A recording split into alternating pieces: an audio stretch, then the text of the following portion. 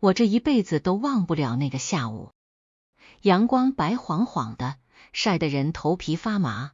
我右手拎着一袋子刚买的排骨，左手挽着婆婆赵秀兰的胳膊，两个人正从菜市场出来，准备穿过步行街去公交站。婆婆嘴里还在唠叨今天的五花肉不新鲜，下次得赶早。话没说完，我的脚步猛地定在了原地。马路对面那家奶茶店门口站着一男一女，男的穿着我亲手熨好的浅蓝色衬衫，袖子挽到小臂，姿态松弛；女的穿着一件碎花连衣裙，仰着头笑的眼睛弯成月牙。男人的手正牵着那个女人的手，十指相扣，自然得像是牵了100年。那个男人是我的丈夫江月。我手里的排骨袋子啪地掉在地上，塑料袋破了，血水阴出来，沾上我白色的帆布鞋。我愣愣地站着，脑子里一片空白，耳朵里嗡嗡响，像有100只蜜蜂在吵架。我想冲过去，想大喊，想问江月你他妈在干什么，可脚底下像灌了铅，怎么也迈不动。就在这时，一只手轻轻搭上了我的手腕，力道不重，却稳得不可思议。我转过头，看见婆婆赵秀兰的脸，那张60岁的布满细纹的脸上，没有震惊，没有愤怒，甚至没有一丝意外。她只是眯着眼，隔着一条马路，把那对男女上上下下打量了一遍，然后拍了拍我的手背，声音平静的像在说今晚吃什么菜。别急，看我的。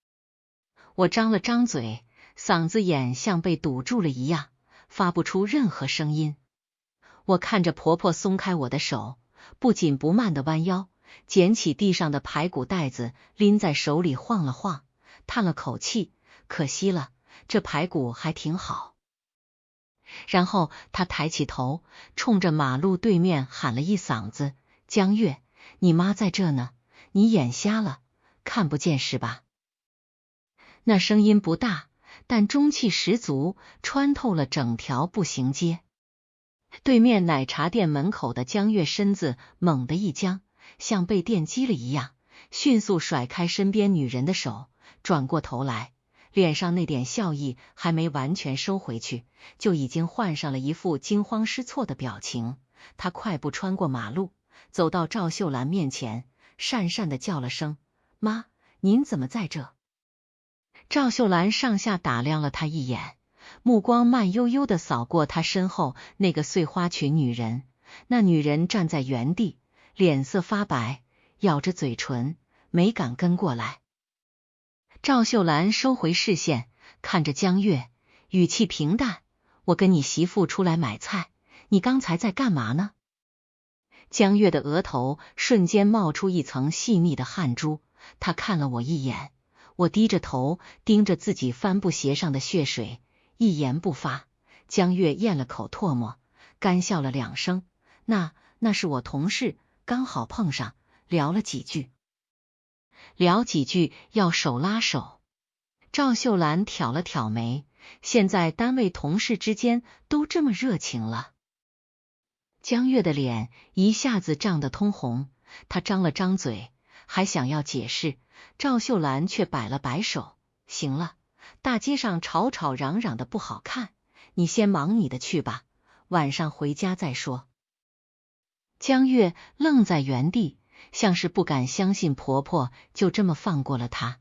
她张了张嘴又闭上，最后看了我一眼，讪讪地说了句：老婆，我晚上跟你解释，然后转身快步走回碎花裙女人身边，低声说了句什么，两个人匆匆忙忙地离开了。我全程没有抬头，听见脚步声远去，才慢慢抬起脸，眼眶是红的，但一滴眼泪都没掉下来。我咬着后槽牙，手指攥着衣角，攥得指节发白。赵秀兰看了我一眼，叹了口气，伸手把我手里的破袋子拿过来，把排骨翻出来，用另一只干净的袋子重新装好，她动作慢条斯理，像是在做一件再寻常不过的事。装好了，她把袋子递还给我，说：“走，回家。”我接过袋子，闷闷地跟在婆婆身后。两个人一路无话，走到公交站台等车的时候，赵秀兰忽然开口：“你打算怎么办？”我愣了一下，没想到婆婆会这么直白地问。我张了张嘴，想说离婚，又想说我不知道，但话到嘴边变成了一句：“妈，您不生气吗？”赵秀兰扭头看了我一眼，眼神里带着一种说不清道不明的复杂情绪，沉默了几秒，她轻轻哼了一声：“生气？我生什么气？我早看见了。”我猛地抬起头，瞳孔一缩：“您早就知道了？”赵秀兰没直接回答，而是转过头去看着公交车来的方向，慢悠悠地说：“我儿子什么德行，我比谁都清楚。他爸当年也是这路货色，我年轻的时候不懂事，闹得鸡飞狗跳，最后还不是离了。”他顿了顿，声音低了几分：“但我告诉你，闹是最没用的，你越闹，他越觉得自己有理，越觉得你泼妇，他那个小情人就越显得温柔体贴。”我攥紧手里的袋子，指甲掐进塑料袋里，发出咯吱的声响。我哑着嗓子问：“那我该怎么办？”赵秀兰转过头看着我，眼里带着一种老练的沉静的光。她伸手替我把额前被汗水沾住的一缕碎发别到耳后，轻声说：“你听妈的，这事咱不哭不闹不上吊，咱得让她自己把脸丢干净。”我看着婆婆的眼睛，忽然觉得这个每天围着锅台转、跳广场舞、打麻将的小老太太，像是换了一个人。那眼神里有算计，有狠劲，还有一种我看不透的从容。公交车来了，赵秀兰拍了拍我的后背：“上车，回家。晚上他要是赶回来，你就当什么都没发生过，该做饭做饭，该看电视看电视。”我深吸一口气，点了点头。我抬脚上车的时候，忽然听见婆婆在我身后，像是自言自语一般，轻声说了一句：“小兔崽子，敢欺负我儿媳妇，看我不把他的皮扒下来。”那一刻，我心里说不清是酸是暖，还是又酸又暖。我攥着怀里的排骨袋子，看着窗外倒退的街景，脑子里乱成一团。但有一件事我确定了，我这个婆婆比她想象中要厉害得多，而这场仗从今天起才算刚刚开始。江月是晚上7点40到家的。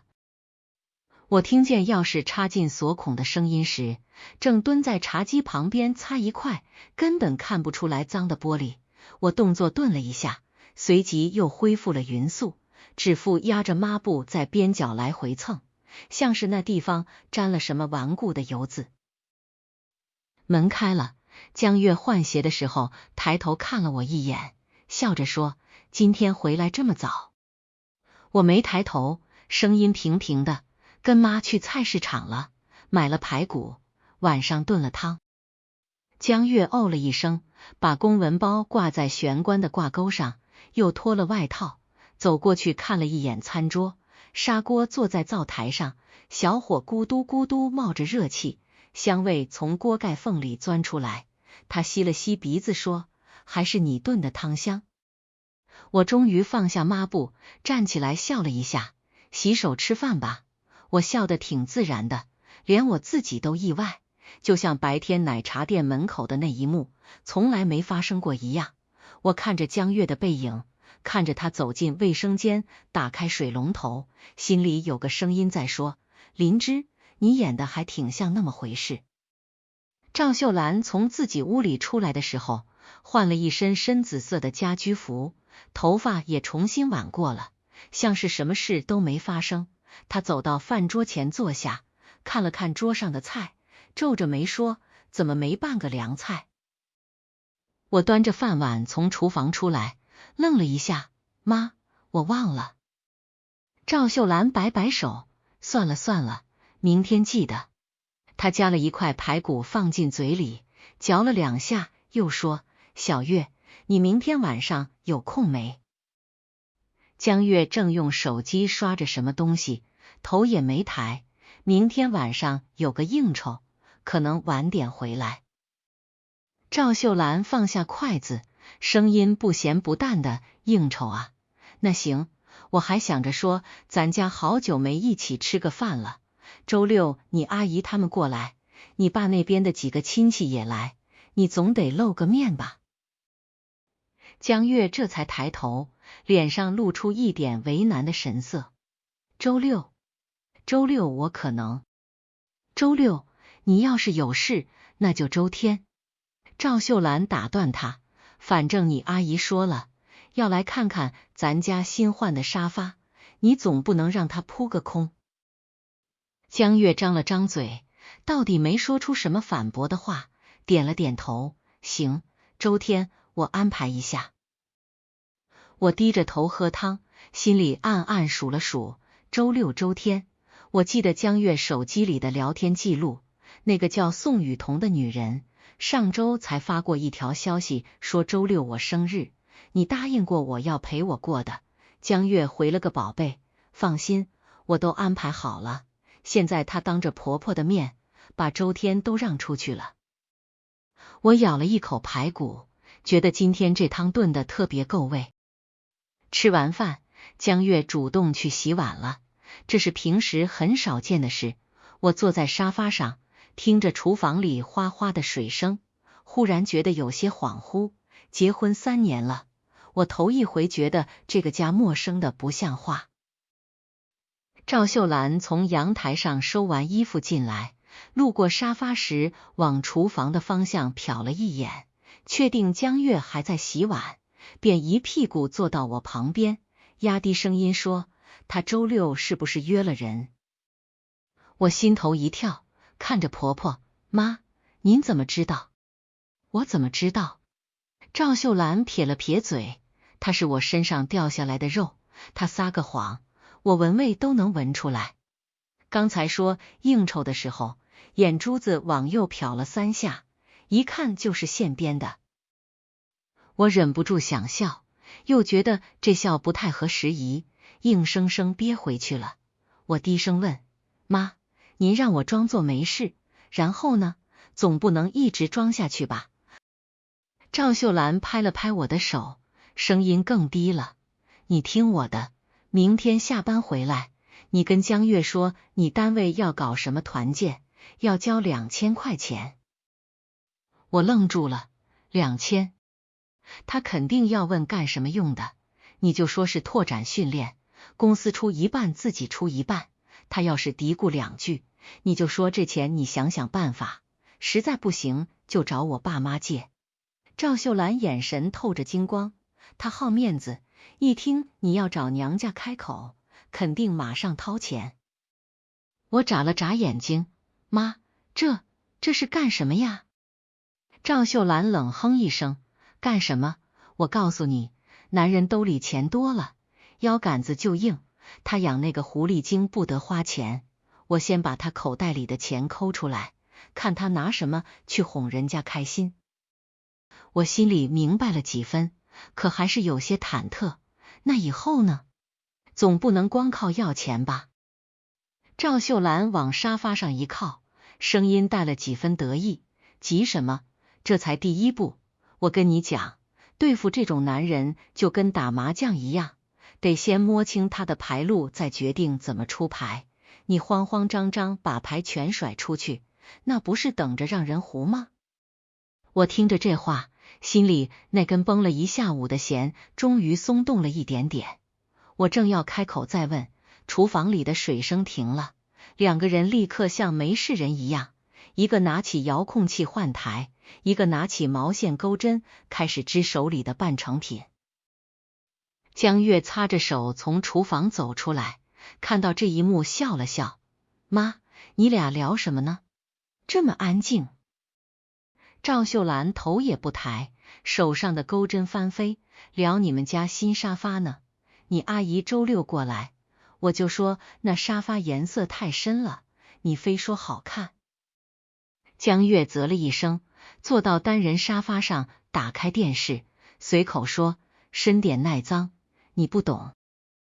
我没说话，看着电视屏幕里闪动的画面，心里却一遍遍回想着婆婆刚才那句话，先把她口袋里的钱抠出来，看她拿什么去哄人家开心。我忽然觉得这个家好像从今天开始要变天了。夜色渐深，个人未眠。夜里11点，我躺在床上翻来覆去睡不着。江月背对着我，手机屏幕的光映在他脸上，他手指飞快地打着字，偶尔还发出一声压低的笑。我没问是谁，也没凑过去看。我把被子往上拉了拉，闭上眼睛，脑海里浮现出下午奶茶店门口的画面，他牵着那个女人的手，笑得那么自然，那么放松，像是从来没在家里这样笑过。我翻了个身，把脸埋进枕头里，眼泪终于没忍住，无声的浸湿了枕巾，但我没出声，也没动，就那么安安静静的躺着，像是睡着了一样。第二天早上我起来的时候，江月已经出门了。赵秀兰坐在餐桌前，面前摆着一碗粥，看见我出来，抬眼打量了一下我的脸色，什么也没说，只是把另一碗粥往对面推了推。我坐下来，端起碗喝了一口，粥是小米的，熬得又稠又香，里面放了几颗红枣。赵秀兰忽然开口，语气随意，那个2000块钱的事，今晚就说。我放下碗，点了点头，好。我抬手擦了一下嘴角，才发现自己居然笑了一下。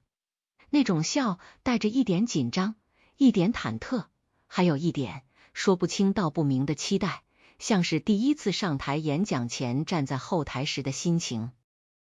赵秀兰看着我，忽然也笑了。你这孩子笑起来还挺好看的，以后多笑笑，别一天到晚愁眉苦脸的。我没说话，低头又喝了一口粥，甜丝丝的。天黑的早，才6点半，窗外就只剩一层灰蒙蒙的光。我在厨房里择菜，一颗一颗的掰着芹菜叶，手指头机械地动，脑子里却一遍遍过着台词。赵秀兰坐在客厅沙发上，手里拿着毛线针梅枝，就那么搭在腿上，耳朵竖着听楼道里的动静。7点过10分，门锁响了。江月推门进来，手里拎着半只烧鸭，往鞋柜上一放，嘴里嚷嚷楼下新开的店，买了半只尝尝。赵秀兰接话，哟，你倒是会找吃的，行了，洗手吃饭。饭桌上气氛比昨晚自然多了，我给江月夹了一筷子芹菜炒肉，江月嗯了一声，低头扒饭。赵秀兰喝了一口汤，忽然开口，小月，你媳妇跟你说没？江月抬起头，嘴里还嚼着饭，说啥？我捏着筷子的手指紧了紧，面上不动声色，声音放得又轻又柔。我们单位下个月团建，要去隔壁市2天1夜，每个人要交2000块。我说完心里咚咚直跳，眼睛没敢看江月，盯着碗里的米粒。赵秀兰在旁边接了一句，我看挺好的，你们单位年轻人多，出去玩一玩，放松放松，趁着还没孩子该玩就玩。江月咽下嘴里的饭，皱了皱眉，2000，你们单位那么抠，团建还要自己掏钱。我早就把婆婆给的答案背熟了，说是请了外面的拓展公司，所以费用要自己出，不去也行，但得跟部门主管请假，扣1天年假。江月没说话，夹了一块鸭肉放进嘴里，我的心悬着，感觉饭桌上安静了好几秒，每一秒都被拉得很长很长。然后江月放下筷子，掏出手机，问了一句，微信还是支付宝？我愣了半秒，连忙说微信吧。江月低头按了几下，很快我的手机响了一声，2000块钱到账了。就这么简单。我有些恍惚，原本做好了要被盘问、被质疑、被讨价还价的准备，结果江月连一句多余的话都没问就转了。我正要松口气，余光瞥见赵秀兰的筷子停在半空没动，婆婆的眼神没看江月，而是盯着江月的手机屏幕。我顺着她的目光瞟过去，屏幕角上弹出一条微信提示，备注名是小雨，消息内容漏了一行字：宝贝，我看中一条裙子，周天陪我去试试吗？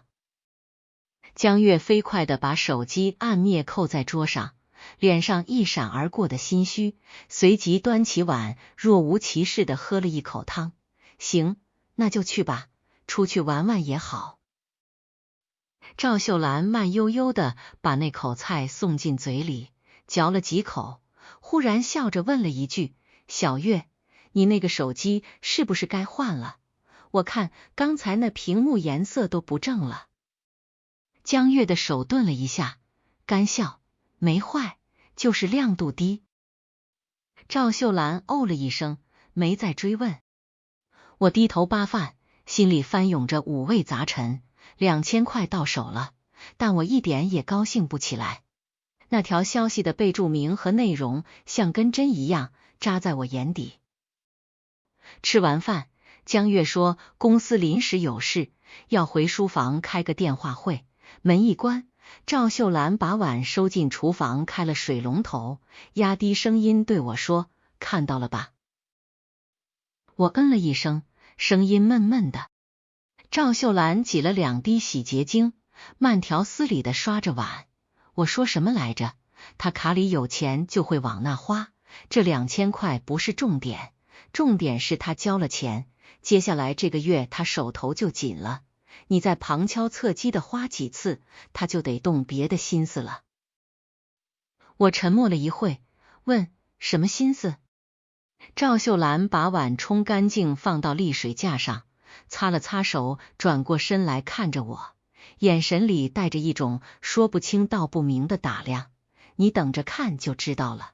人要是没钱了，要么想办法挣钱，要么想办法借，要么就找那个女人要。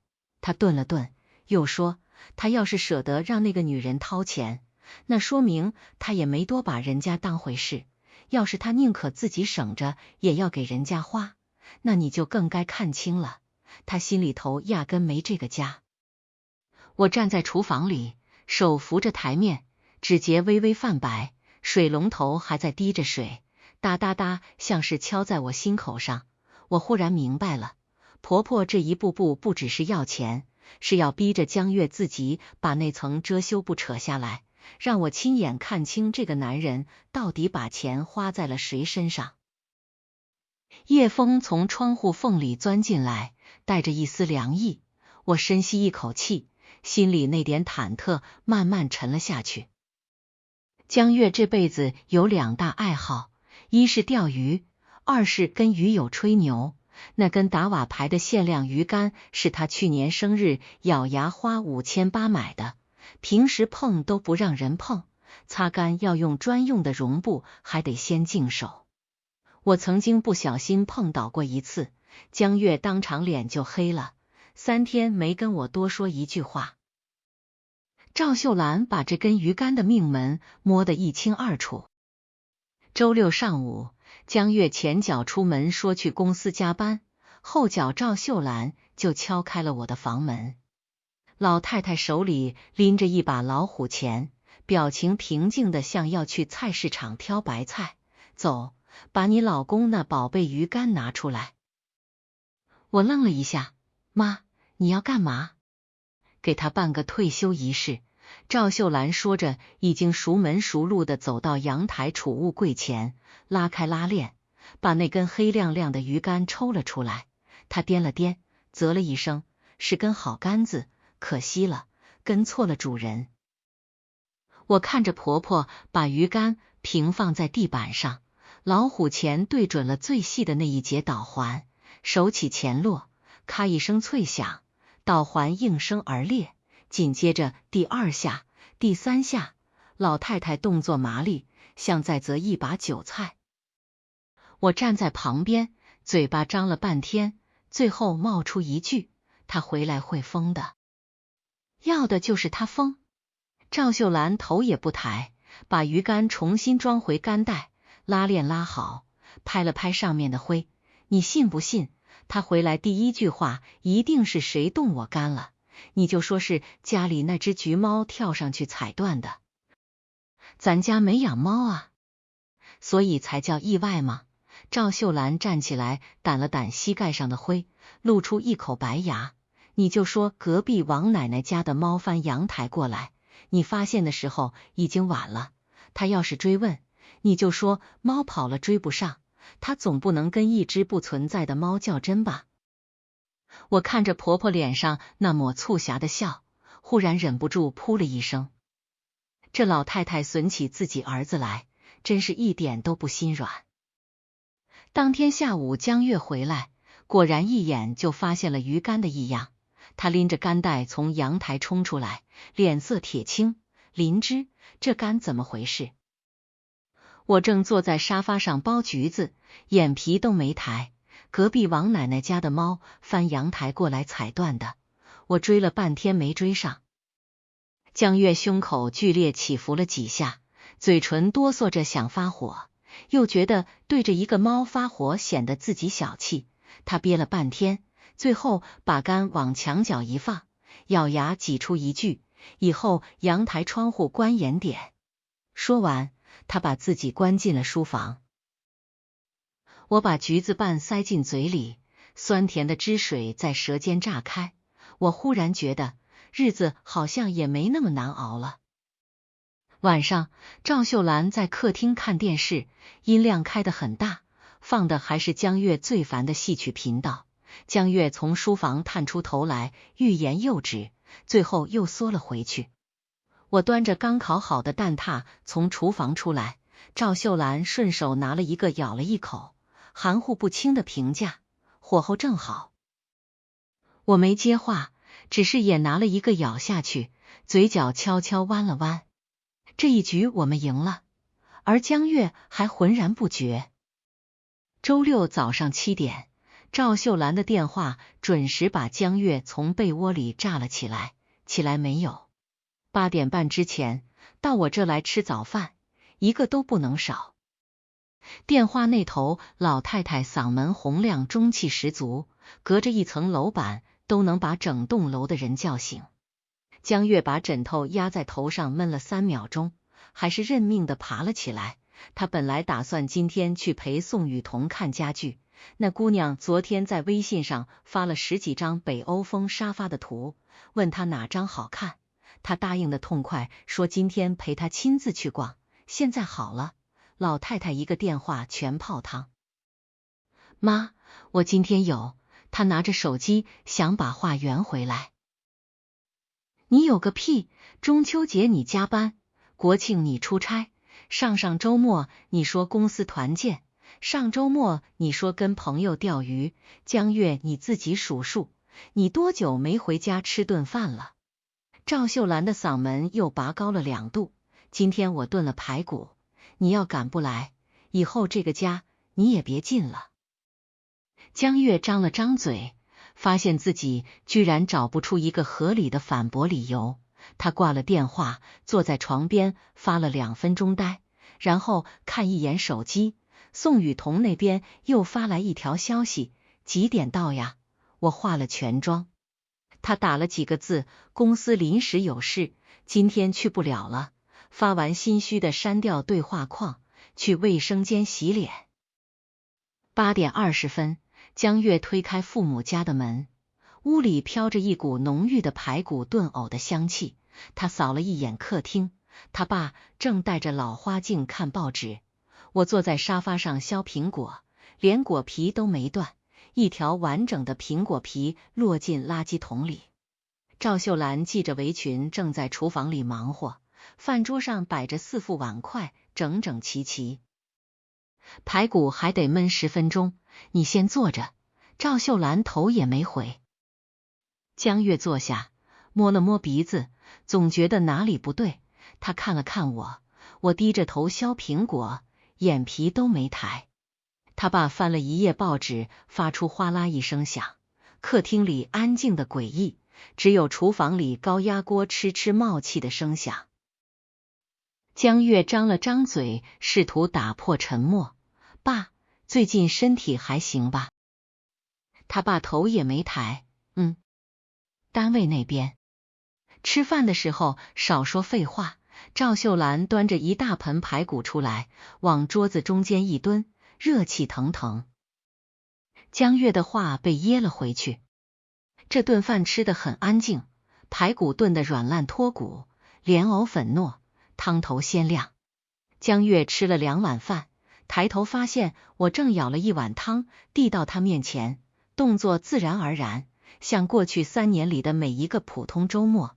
他忽然有些恍惚，仿佛一切都没变，他还是那个被妻子和母亲宠着的男人。但下一秒，赵秀兰放下筷子开了口：江月，以后每个周六你们俩都回来吃饭。江月夹排骨的筷子悬在半空。你爸心脏不太好，医生说了家里要有人气，吃饭要准时。赵秀兰神色平淡，语气里却带着不容商量的笃定。我跟你爸年纪大了，就你一个儿子，你不回来这个家就冷清了。以后每周六中午雷打不动，你们俩必须到。江月张了张嘴：妈，我有时候周末有应酬。应酬能比爹妈重要？赵秀兰眼皮一撩，目光稳稳地定在他脸上。你小时候发烧，我半夜背你去医院，大冬天的鞋都跑丢了一只。现在你长大了，让你回来吃顿饭就这么难？这一句话像一把软刀子，捅得江月胸口发堵。他张了张嘴，发现任何反驳都显得自己像个白眼狼。他看了我一眼，我正低头喝汤，脸上什么表情都没有，安安静静的。行吧。他咽了咽口水，我尽量。不是尽量，是必须。赵秀兰端起汤碗吹了吹热气，你要是赶不来，我就到你公司楼下去做，逢人就问我儿子是不是不孝顺了，你自己掂量。江月后背一凉，他忽然意识到，老太太不是在跟他商量，是在下最后通牒。他想发火，但对着自己亲妈发火传出去像什么话？他只能闷声了一声，把剩下的话和这排骨一起吞了下去。饭后，江月借口单位有事匆匆跑了。他钻进车里，第一时间给宋雨桐打电话，那边接通，语气里透着不高兴。你不是说今天有事吗？怎么现在有空打电话了？刚开完会。江月扯了个谎，明天我肯定陪你去看沙发。江月，你上周也说下周陪我，上周也说下周，你到底是忙，还是根本就没把我当回事？宋雨桐的声音尖起来，带着一股被放了太久鸽子的委屈和恼怒。真的是工作，我最近项目多。江月一边解释，一边额头冒汗。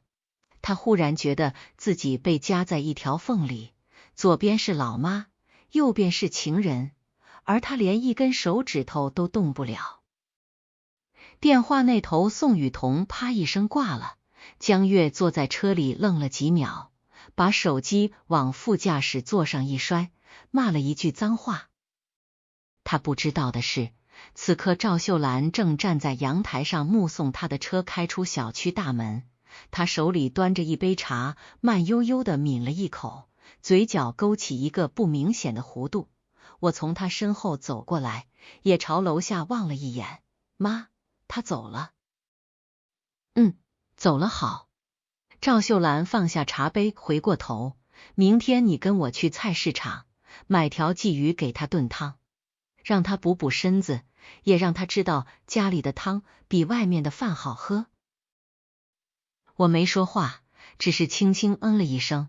我发现自己越来越听得懂婆婆那些话里的弦外之音了。那碗汤是给江月喝的，也是给宋雨桐看的。她要让他习惯家里的好，让他离不开这个家，然后再亲手把他推出去，就像放风筝，线拉得越紧，松手的时候风筝跌得才越惨。周日下午，宋雨桐到底还是没忍住，约江月在商场地下车库见了面。他拉开车门坐进来，妆化得很浓，眼眶却泛着红。江月，你到底什么时候跟你老婆摊牌？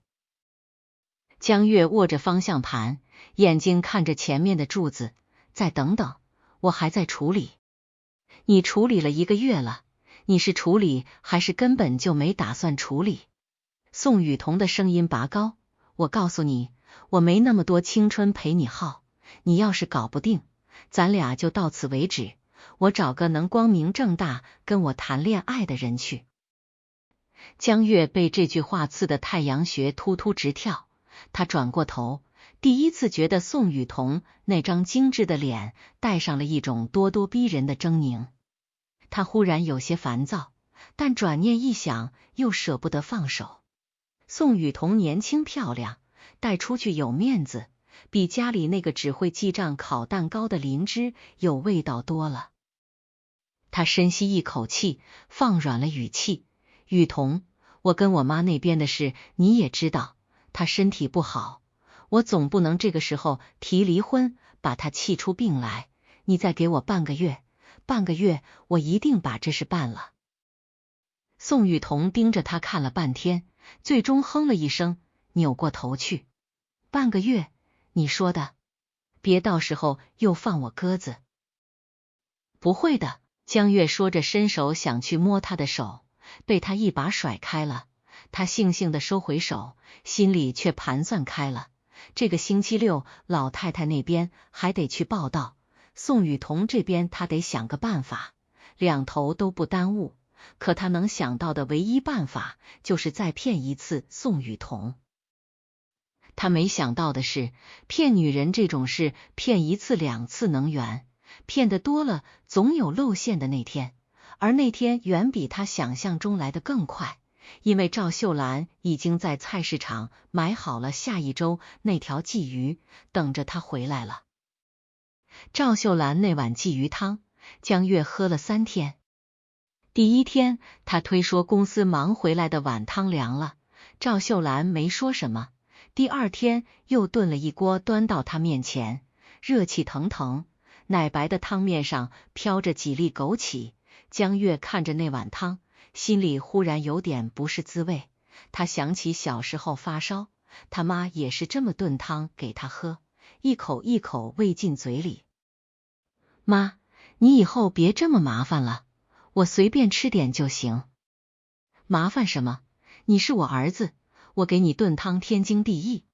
赵秀兰坐在他对面，笑眯眯地看着他喝。你小时候体弱，就是靠这汤养起来的，现在工作了，更要补补。江月低着头把汤喝了个干净，他不敢抬头，因为那碗汤喝下去胃里暖了，心里却虚得很。我坐在旁边安静地扒着饭，一句话也没说，但我看见婆婆的嘴角微微动了一下，那表情不像是在看儿子喝汤，更像在看一条鱼，确认他咬钩了没有。第3天晚上，江月喝完汤，难得主动地跟赵秀兰聊起了家常。妈，最近家里钱够用吗？我上个月发了点奖金。赵秀兰摆摆手，够用够用，我和你媳妇都不乱花钱，你那份工资养家绰绰有余。他顿了一下，像是忽然想起了什么。对了，老张家那个儿子，你还记得不？哪个老张？就是住咱家楼下的老张，他儿子在城东开了个厂，做那个叫什么来着？环保建材。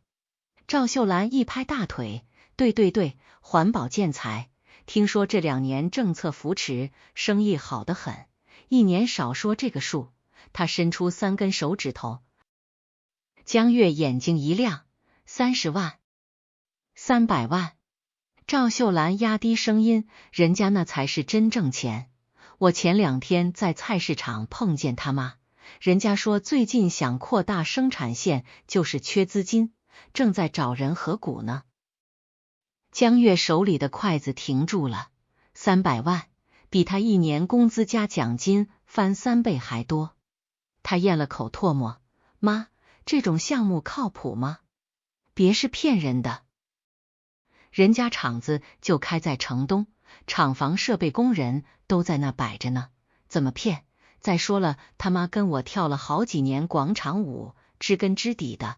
赵秀兰说着叹了口气，可惜咱们家没那么多闲钱，不然我都要投1股进去，听说投20万，年底就能分10万。20万年底分10万，年化50%，这利息比银行高出了10倍不止。江月心里那点算盘珠子噼里啪啦拨了一晚上，第2天中午他就找了个借口给老张家儿子打了个电话，对方接起来很客气，说确实在找合股人，还热情的邀请他去厂里参观。江月嘴上说着随便问问，心里却已经活泛开了。他手里有12万私房钱，是这2年从工资和奖金里一点点抠出来的，存在一张我不知道的卡里。如果这12万投进去，年底就能多出6万块，这钱来得快，而且不用跟任何人解释。但他还是有点犹豫，毕竟12万不是小数目。巧的是那天晚上，赵秀兰又无意间提起了一件事。对了，你舅妈前2天打电话来说，她认识的一个姐妹也投了老张儿子那个厂，投了15万，上个月分红直接拿了2万5现金回来，你舅妈羡慕的不行，可惜她手头也没闲钱了。江月坐在沙发上盯着电视里的球赛，一个字也没看进去。2万5 15万投进去，1个月就分2万5，那1年还不得30万。他忽然觉得自己那个再等等的计划好像也不用等那么久了。周5晚上，宋雨桐又给他发消息问周末安排。江月看着那条消息，脑子里却转着另一个念头，如果他把12万投进去，再想办法凑点投到20万，那1年就是40万分红。有了这笔钱，他就能在宋雨桐面前挺直腰杆，也能给老太太一个交代，毕竟离婚是要花钱的。他回了一条消息，雨桐，我最近发现一个稳赚不赔的项目，你要不要也投一点？宋雨桐秒回，什么项目？靠谱吗？当然靠谱，我妈那边的关系知根知底。江月打完这行字，自己都笑了一下。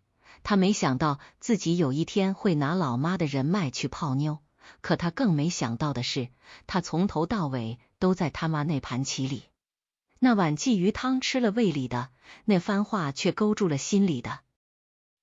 周6下午，江月难得主动提出去老张儿子的厂里看看。赵秀兰和我对视一眼，我低下头继续包手里的蒜。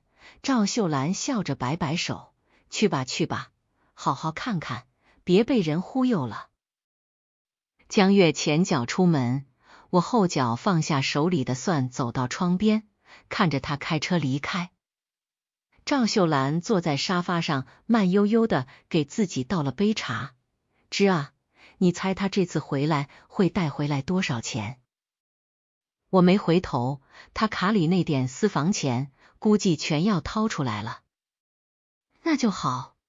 赵秀兰抿了一口茶，鱼要自己咬钩，才算真正上钩。江月在厂里转了一圈，确实看到了厂房设备工人在干活。老张儿子还给他看了近3个月的出货单和银行流水，数字看着很漂亮，他当场就拍板，把卡里12万全取了出来，在合同上签了字。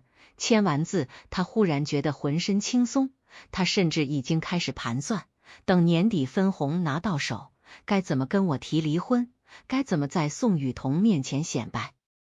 他开着车往回走，路过一家花店，还停下来买了一大束红玫瑰，准备明天送给宋雨桐。他没想到的是，那束花的钱也是从他刚签完字那张卡里刷出来的，而那张卡里只剩不到3000块了。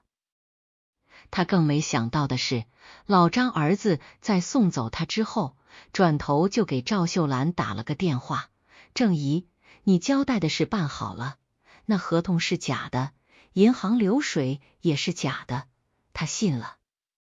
赵秀兰在电话那头笑了一声：“辛苦了，改天来家里吃饭，给你炖鲫鱼汤。”挂了电话，他回头看了一眼正在厨房里揉面的我，鱼咬钩了。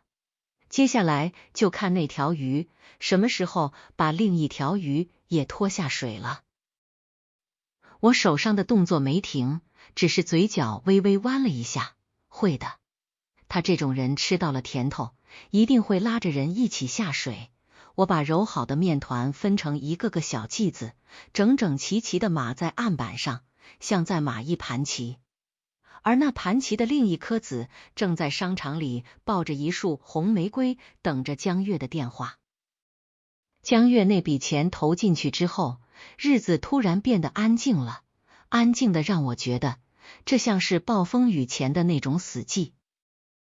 陈家老屋里，赵秀兰照旧每天去菜市场买菜，照旧晚饭后在小区广场上跳1个小时的扇子舞，照旧每周3和周日上午约牌友来家里搓麻将，一切如常，如常的让人看不出这个家里正酝酿着一场风暴。可风暴的中心从来不在陈家老屋。宋雨桐那边的朋友圈最近画风变了，以前他晒的是奶茶小裙子和商场试衣间的对镜自拍，配文永远是今天也是被自己美醒的一天。可自从江月把那12万投进老张儿子那个稳赚不赔的项目之后，他晒的内容变成了各种投资理财的公众号文章截图，配文也换成了女人一定要有自己的事业。我刷到的时候，正在厨房里切土豆丝，把手机放在案板边上瞥了一眼，没说话。刀下的土豆丝切得又细又匀，根根分明。赵秀兰从客厅探过头来，看什么呢？没什么，我把土豆丝拨进碗里，就是觉得有些人开始做发财梦了。赵秀兰走过来，也瞥了一眼手机屏幕，啧了一声。他那条项链上周在商场看到过，打完折还要3000多，就他那工资舍得买。我切土豆的手顿了一下，随即继续切，语气淡淡的：“江月给的呗，他最近心情好，说项目有眉目了，等分红下来要给他买个更好的。”有眉目？赵秀兰笑了一声，他那眉目都是我画上去的。婆媳俩对视一眼，谁都没再说话。宋雨桐那边确实开始不对劲了。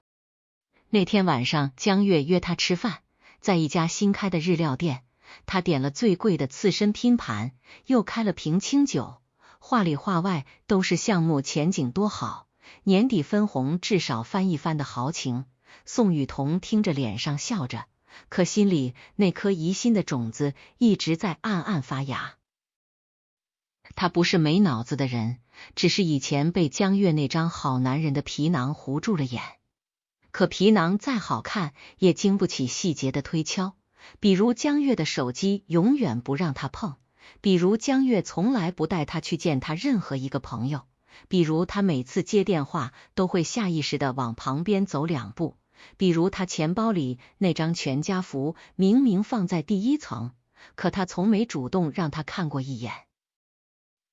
宋雨桐以前觉得这些细节都是他还没做好准备的证明，可最近他开始觉得这些细节可能都是他根本没打算让他见光的证据。那天晚上吃完饭，江月开车送他回出租屋，车停在楼下，江月在驾驶座上抽了根烟，说：“雨桐，你再考虑考虑，投点钱进来，咱们一起赚。”宋雨桐笑着靠过去，我倒是有5万块的存款，可那是我攒了好久的，万一亏了怎么办？亏不了。江月掐灭烟头，语气笃定，我妈那边的关系知根知底，稳得很。又是我妈，宋雨桐心里咯噔一下，她靠在副驾上，眼睛看着车窗外，忽然问了一句：“江月，你妈知道我们的事吗？”江月愣了一下，随即笑了笑：“知道啊，我妈那人开明，不管这些。”宋雨桐没再追问，推开车门下车。他站在楼道口，看着江月的车尾灯消失在夜色里，忽然觉得那盏尾灯像一只慢慢闭上的眼睛。他不知道的是，江月随口撒的那个谎，已经被别人用另一种方式捅到了他面前。流言这种东西从来不靠嘴说，他靠的是眼神，是语气，是那些不经意的停顿和意味深长的哦。宋雨桐在公司茶水间里第一次听到江月这个名字，是从一个和他关系还算可以的同事嘴里冒出来的。那同事姓刘，平时最爱扎堆聊天，什么八卦都能打听来。那天他端着一杯咖啡凑到宋雨桐跟前，压着嗓子说：“雨桐，我听说你最近交了个男朋友。”宋雨桐笑着没否认：“怎么，你认得？”“不认得。”刘同事摇摇头，但前2天我在商场看到一个人，看着挺像你朋友圈里那个背影，他身边跟着个女的，40来岁，2人逛家具城呢，像是一家人。宋雨桐脸上的笑僵了一下，他低头搅了搅杯子里的咖啡，语气尽量轻松：“那可能是他姐吧，他跟我说过，他姐最近装修房子。”“哦，姐啊。”刘同事拖长了尾音笑了笑，没再说什么，端着咖啡走了。可宋雨桐知道，那个“哦”字后面藏着的是同事之间心照不宣的怜悯。他当天晚上就翻遍了江月的朋友圈，可他的朋友圈干干净净，只有一些转发的行业文章和钓鱼照片，连一张自拍都没有。他翻了翻自己的手机相册，里面全是江月给他拍的照片，可江月自己的正脸照一张都没有。他忽然意识到，这个男人像一团雾，他伸手抓住的不过是雾里的一根线头。宋雨桐开始有意无意的试探江月，他问他：“你爸妈住哪？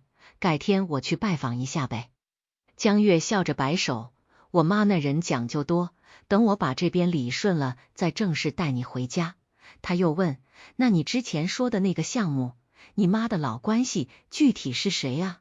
江月不耐烦的皱了皱眉：“你问那么细干嘛？反正靠谱就完了，你投不投？”宋雨桐没再说话，他心里那根线越绷越紧。而陈家老屋里，我正坐在厨房里做蛋挞。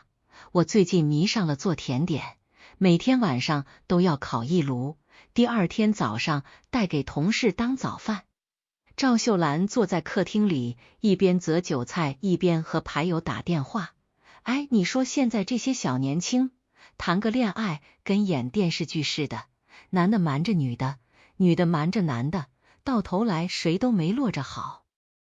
电话那头传来一阵笑声，赵秀兰挂了电话，朝厨房喊了一句：“芝，蛋挞烤好了没？我闻着味了。”还有5分钟，我的声音从厨房里传出来，带着一丝难得的轻松。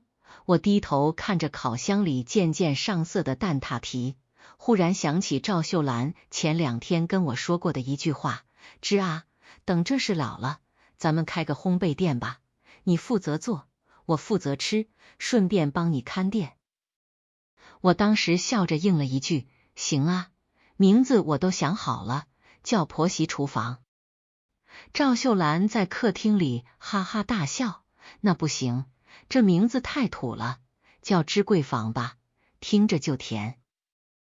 我想着想着，嘴角弯了起来，烤箱叮的一声响了。我戴上隔热手套，把蛋挞端出来，金黄色的表面微微鼓起，香气四溢。我端着蛋挞走进客厅，赵秀兰放下手里的韭菜，捏起一个咬了一口，烫得直吸气，还是忍不住赞叹：“好吃，芝你这手艺真不错。”我在他旁边坐下，也拿了一个吹了吹，轻轻咬了一口，甜味在嘴里慢慢化开。我忽然觉得，这段日子以来，心里那根一直绷着的弦，终于松了那么一点点。窗外夜色渐深，小区里传来广场舞散场后的零星脚步声。婆媳俩坐在沙发上吃蛋挞，谁都没再提，江月也没提宋雨桐。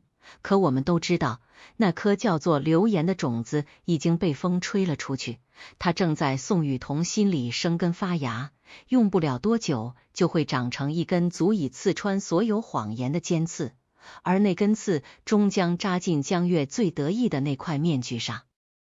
江月发现自己最近约宋雨桐越来越难了，消息发过去，少则半小时，多则大半天才回，而且回复的内容越来越短，从亲爱的我想你了变成在忙，最后干脆就是一个字。他以为他在闹脾气，毕竟上周因为投资的事，两人确实吵了一架。他催他拿5万块出来入股，他却反过来问他：“你妈到底知不知道我们的事？”一来二去，话不投机不欢而散。江月想，女人的脾气晾2天就好了，可这一晾了整整5天，宋雨桐连个电话都没打来，他有点坐不住了。周六下午，江月给宋雨桐打了个电话，响了很久才接。电话那头声音嘈杂，像是在商场里。喂，我在外面逛街呢。宋雨桐的声音听起来心不在焉。跟谁呀？同事，几个女的，你不认识。那晚上一起吃饭？晚上不行，约了去做指甲。江月皱了皱眉，你最近怎么老约不上？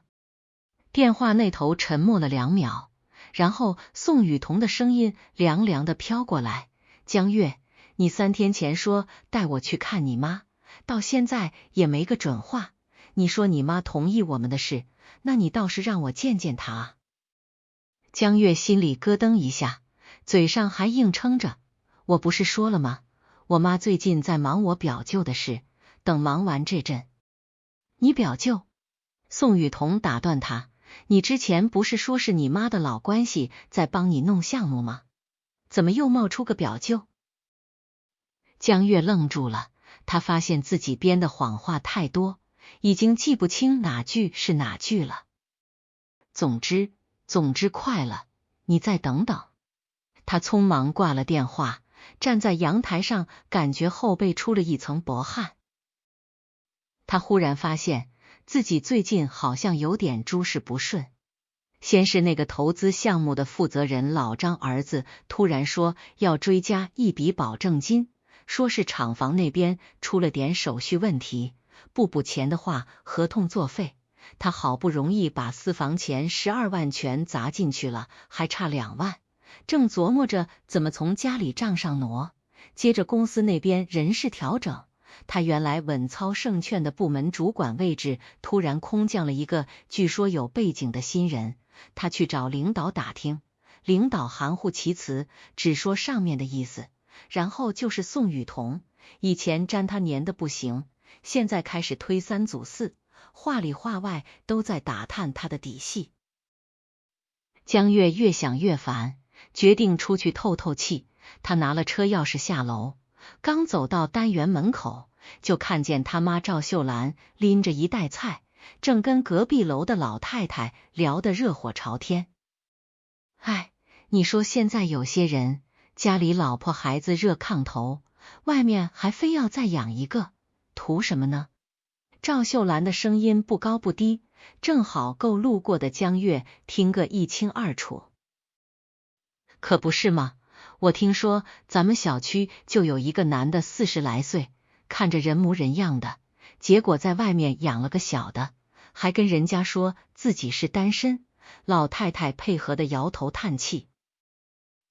那后来呢？后来被那个女的发现他结婚了，闹到单位去了，工作都丢了，老婆也跟他离了，现在一个人在外面租房子住，惨得很。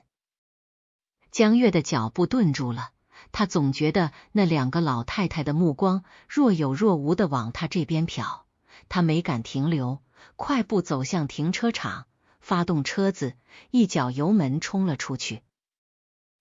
江月不知道的是，他前脚刚走，赵秀兰就直起腰，拍了拍手上的土，朝那个老太太眨眨眼：“老吴，戏演得不错。”老太太咧嘴一笑：“那可不，我年轻时候话剧团待过的。”江月开车在街上漫无目的的转了2圈，最后鬼使神差的开到了宋雨桐住的小区门口。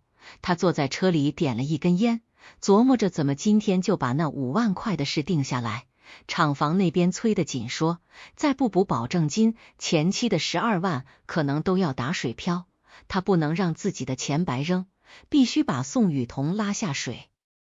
他正想着，忽然看见宋雨桐从小区里走出来，她穿着一条新裙子，拎着几个购物袋，身边跟着另一个女人，2人有说有笑。江月正准备按喇叭，忽然听见宋雨桐身边那个女人说：“雨桐，你那个男朋友到底靠不靠谱啊？我听人说，好像在哪见过，他跟他老婆一起逛超市。”宋雨桐脸上的笑僵了一下，声音低了几分：“我也不太确定，我问他好几次了，他都顾左右而言他，我正想找人查查呢。”那女人啧了一声：“那可得查清楚了，现在渣男多得很，别到时候被人骗了还帮人数钱。”江月的手按在喇叭上，僵在那半天没按下去。他忽然觉得自己像是站在一块正在融化的浮冰上，脚下的裂缝正悄无声息地朝4面8方蔓延。他不敢下车，不敢按喇叭，甚至不敢多看一眼。他慢慢把车窗摇起来，坐在驾驶座上，看着宋雨桐的身影消失在小区门口。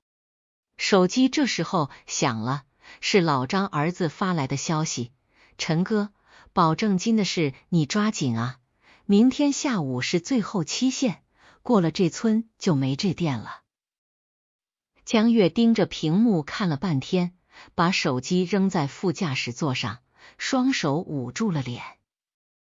而此时此刻，陈家老屋里厨房飘着一股面粉和肉馅混合的香气。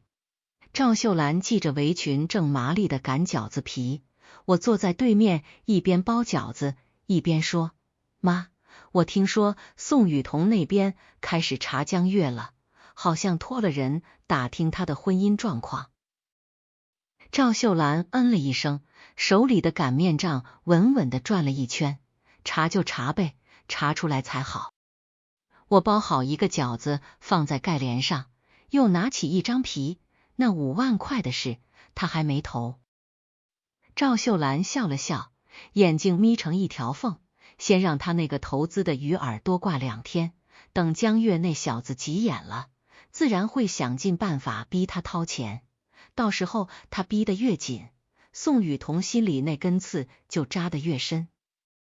我低头看着手里的饺子，捏出一个漂亮的褶子：“妈，你说他明天下午要是凑不上那2万保证金，会怎么样？”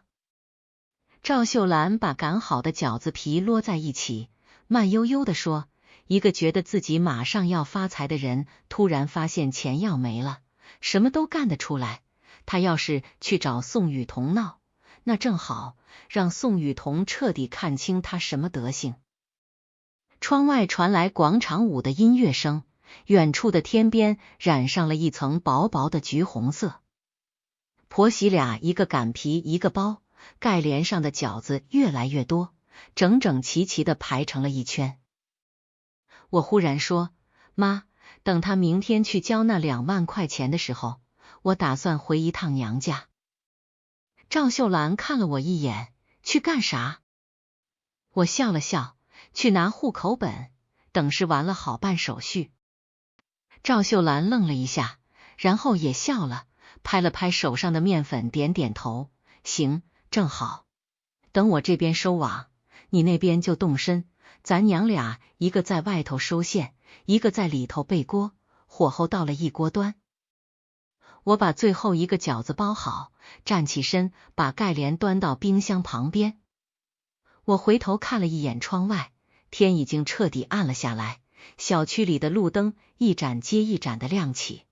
我不知道的是，明天我回娘家拿户口本的时候，江月正在那座由谎言堆起来的高塔上，亲手拆掉自己脚下最后一块砖。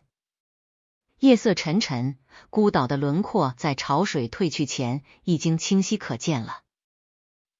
江月那天穿了一身深灰色西装，在镜子前转了3圈，把领带拆了又系了又拆。宋雨桐坐在他身后的酒店椅子上，翘着2郎腿，举着手机拍他。行了行了，你又不是去领奖，至于吗？江月转过身，扯出一个笑。今年年会不一样，上头说了中层以上都要带家属，我带你过去也算正式亮个相。宋雨桐放下手机，眼神凉凉的扫过来，家属？我是你什么家属？江月脸上的笑僵了一瞬，很快又堆起来，你是我女朋友，正牌女友，这还用问？宋雨桐哼了一声，低头划拉手机屏幕。那前2天我问你什么时候带我去见你爸妈，你说再等等，今天倒好，直接带我去见全公司的人了。江月，你到底是怕你爸妈知道，还是怕你老婆知道？江月后背一紧，走过去想搂他的肩，说什么呢？我哪有什么老婆？他话没说完，手机响了，屏幕上显示保证金催款4个字，他眼皮一跳，接起来，老张儿子的声音从听筒里传出来，嗓门大的宋雨桐都能听见。陈哥，那2万块钱，你今天下午之前必须到位啊，要不厂房那批设备可就给别人了。江月压低声音，我知道了，我下午转，放心。挂了电话，宋雨桐看着他似笑非笑，你最近怎么老缺钱？你那个项目不是稳赚不赔的吗？江月擦了擦额角的汗，强撑着笑，投资嘛，前期都得垫钱，你要是手头宽裕，先帮我垫2万，等分红下来连本带利还你。宋雨桐没接话，低头看指甲，沉默了好几秒，才开口，江月，我昨天托我一个朋友查了点事。江月心里咯噔一下，面上不动声色，查什么？宋雨桐把手机屏幕翻过来，亮出一张照片，是江月和我3年前在民政局门口拍的合影，2个人并肩站着，我手里举着红本本，笑得很安静。这是我朋友从婚姻登记系统里调出来的记录。宋雨桐的声音平静，但握着手机的手在微微发抖。江月，你告诉我，这照片里跟你一块领证的女人是谁？年会会场布置的金碧辉煌，水晶吊灯把每个人的笑脸都照得亮堂堂的。我穿着一件米白色的针织连衣裙，挽着赵秀兰的胳膊从侧门走进来。赵秀兰今天穿了一件暗红色的唐装外套，头发梳得一丝不苟，精神抖擞。婆媳俩刚找好位置坐下，就看见江月和宋雨桐从另一头走进来。江月的脸色不太好看，西装领带歪了一点，宋雨桐走在前面，步子迈得飞快，表情冷得像挂了一层霜。哟，还真带来了。赵秀兰嗑着瓜子，语气里带着一股子看好戏的悠闲。林芝，你看见没？那姑娘手上戴的镯子，是不是你去年丢的那只？我定睛一看，宋雨桐手腕上那只白玉镯子确实眼熟得很，那是结婚时赵秀兰传给我的，说是陈家祖上传下来的。去年年底，我发现镯子不见了，问江月，他说可能是他收东西的时候弄丢了，找了好几天没找着，也就没再追究。原来是偷出去送人了。我攥了攥手指，面上却只是笑了笑。妈，你这眼神可真尖。赵秀兰嗑开一颗瓜子，我吃过的盐比你吃过的米多，这点事我要是看不出来，白活这60多年了。年会进行到一半，主持人拿着话筒走上台，笑眯眯地说，下面有请我们市场部江经理上台跟大家说2句，顺便介绍一下今天陪他来的这位美女。台下响起一阵起哄声和掌声，江月脸色发白，站起身的时候腿打了个趔趄，宋雨桐就坐在他旁边一动不动，冷着脸，连看都没看他一眼。江月走上台接过话筒，嘴唇动了动，目光在台下的宾客里扫了一圈。他本想说几句场面话糊弄过去，视线却猛然定住了。我坐在靠边的位置，米白色的针织裙在灯光下很显眼，旁边坐着赵秀兰，老太太正端着茶杯慢悠悠的喝茶，一副稳坐钓鱼台的样子。江月的脑子嗡了一声，宋雨桐也看见了我，他猛地站起来，指着江月的鼻子，声音又尖又亮，江月，你跟我说你没有老婆，那台下坐着的那个女人是谁？你妈身边坐着的那个是谁？全场哗然，窃窃私语像潮水一样涌上来，有人举着手机拍，有人在交头接耳，有人瞪大了眼睛，一副吃到大瓜的表情。江月站在台上，话筒掉在地上，发出刺耳的一声响。他想冲下台，腿却像灌了铅一样迈不动。宋雨桐眼眶通红，声音抖得厉害，你骗我，你让我当小三，你让我在不知情的情况下被所有人戳脊梁骨，江月，你还是人吗？他说着，从包里掏出一叠打印出来的资料，狠狠摔在桌子上。这是你婚姻登记的记录，这是你老婆的身份证复印件，你还有什么话说？会场彻底安静下来，只剩下空调嗡嗡的运转声。赵秀兰放下茶杯，慢悠悠地站起来，拍了拍我的手，走吧，该咱娘俩上场了。我站起身，跟着赵秀兰穿过人群走到台前。我看着台上脸色惨白，嘴唇哆嗦的江月，心里却意外的平静，像一潭死水，连一丝涟漪都没有。江月看着我，嘴唇艰难的动了动，林芝，你听我解释。我笑了笑，声音不大，却清晰的传遍了整个会场。江月，你上台来，是打算怎么介绍你身边这位姑娘？说她是你的正牌女友，那你打算把我放哪？放你妈旁边当摆设？台下有人倒吸了一口凉气。赵秀兰接过话头，语气不咸不淡，江月啊，妈今天来就是想当着大家伙的面问清楚一件事，你手里这个姑娘手腕上戴的镯子，是不是从你妈屋里偷出去的？宋雨桐一愣，低头看了一眼自己手腕上的白玉镯子，脸色变了。赵秀兰叹了口气，声音不高不低，却字字清晰，那镯子是陈家祖传的，我传给儿媳妇的，你偷出去送给别的女人，这是你打算怎么圆？江月站在台上，西装被冷汗浸透，整个人抖得像风中的落叶，他想开口，却一个字都说不出来。台下所有的目光都定在他身上，像一根根针，把他那层体面的皮扎得千疮百孔。年会散场的时候，江月是被2个同事架着扶下台的，宋雨桐已经摔门走了，那只白玉镯子被摘下来，狠狠砸在地上，碎成了3截。我和赵秀兰从侧门出来，夜风裹着初秋的凉意迎面扑来。赵秀兰拢了拢唐装外套的领口，忽然说：“梨啊，明天回娘家拿户口本的事别忘了。”我笑了笑，挽住婆婆的胳膊：“放心吧，妈，忘不了。”路灯把婆媳俩的影子拉得老长，一高一矮，并肩走在回家的路上。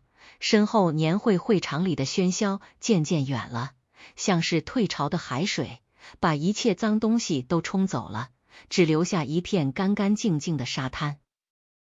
离婚手续办完那天是个大晴天，我从民政局出来，手里捏着那本暗红色的离婚证，翻来覆去看了2遍，忽然笑了。我回头看了一眼坐在大厅长椅上的江月，他低着头，胡子拉碴，西装皱巴巴的，像个被抽走了骨头的人。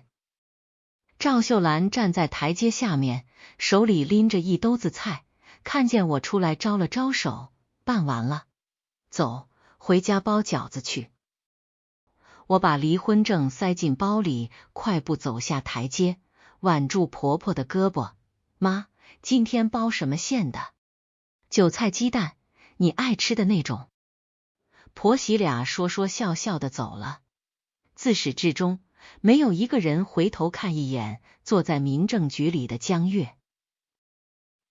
江月追出来的时候，只看到2个人的背影，一高一矮，并肩走在梧桐树荫下，阳光从树叶缝隙里漏下来，洒在他们身上，像镀了一层金边。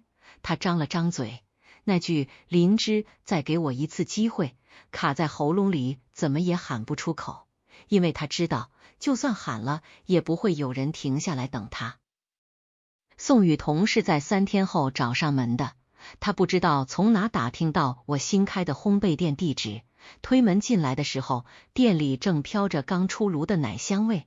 我穿着围裙，正在往蛋糕胚上抹奶油，头也没抬：“欢迎光临，想吃什么？”宋雨桐站在柜台前，脸色又青又白，咬了咬嘴唇：“灵芝，我来是想跟你说。”他顿了顿，声音低下去：“对不起。”我这才抬起头看了他一眼。宋雨桐瘦了一圈，眼下乌青，整个人像是熬了几个大夜。他看着我，眼眶忽然红了。他骗我说早就跟你离婚了，我真的不知道，我是被小三的。我放下手里的刮刀，想了想，从柜台里拿了一盒新烤的马德琳，推到宋雨桐面前：“尝尝，刚出炉的。”宋雨桐愣住了。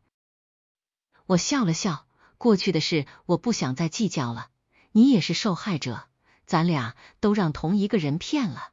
这盒点心，我请你，吃了这口甜的，把那些烂事咽下去，以后好好过自己的日子吧。”宋雨桐接过那盒马德琳，眼泪啪嗒啪嗒往下掉，掉在纸盒上阴开一小片深色。他没再说话，转身推门走了。门上的风铃叮叮当当的响了一阵，又安静下来。赵秀兰从后厨探出头来，手里还攥着一根擀面杖：“走了。”我点点头，重新拿起刮刀，继续抹奶油：“走了，没闹，哭了。”赵秀兰嗯了一声，缩回后厨，没过一会又探出头来：“芝啊，烤箱里那盘曲奇块好了，你去看着点，别糊了。”“哎，知道了吗？”烘焙店的名字叫芝桂甜铺，是我和赵秀兰合伙开的。店面不大开，在小区门口，门脸刷成奶白色，窗户上贴着手写的今日甜点黑板，每天更新菜单。